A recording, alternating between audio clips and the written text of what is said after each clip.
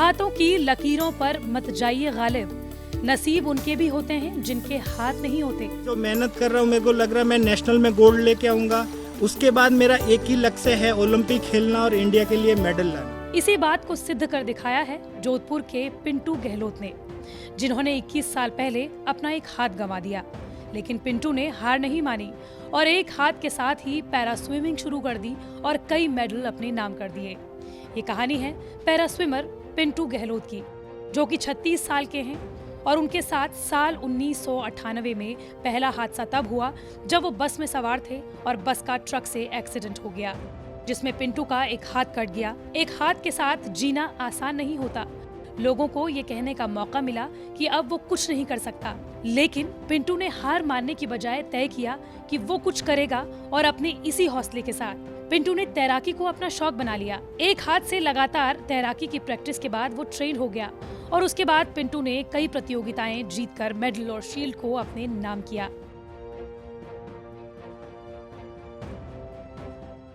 गांव में भी काफ़ी लोग कहने लगे पिंटू अभी कुछ नहीं कर पाएगा।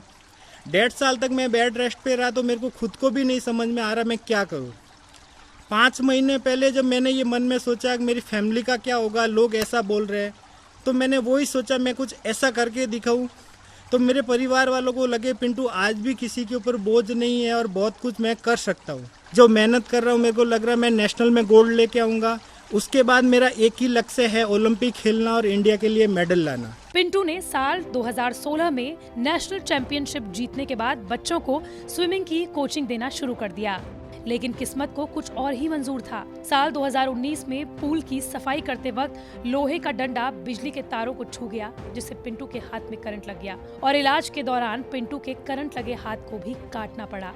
लेकिन उसने तब भी हिम्मत नहीं हारी और कोरोना के अनलॉक के बाद पिंटू ने एक बार फिर स्विमिंग पूल का रुख किया और अपने आधे हाथ से ही तैरना शुरू कर दिया। और अब वो मार्च में आयोजित होने वाली बेंगलुरु में पैरा स्विमिंग की नेशनल चैंपियनशिप के लिए पुरजोर तैयारी कर रहा है।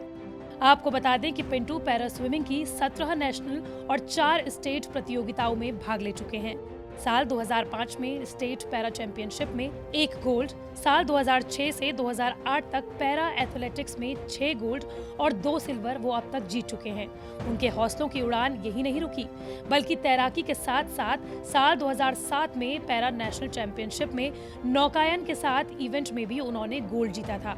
इसके अलावा एथलीट प्रतियोगिता में भी सफलता हासिल की। 2010 से 2015 तक ऑल इंडिया पैरा चैंपियनशिप में चौथा और 5वां स्थान हासिल किया। और तो और 2016 में प्रथम पैरा स्पोर्ट्स स्विमिंग चैंपियनशिप में 2 गोल्ड भी उन्होंने अपने नाम किए।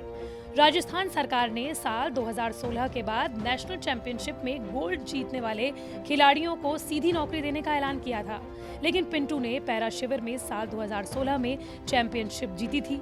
ऐसे में उन्हें इस योजना का फायदा तो नहीं हो पाया। अब मार्च में होने वाली चैंपियनशिप की तैयारी में वो लगे हुए हैं। अगर उन्हें गोल्ड मिलता है तो उन्हें राज्य सरकार से नौकरी मिल जाएगी, जिससे वो अपने परिवार का पालन पोषण भी कर सकेंगे।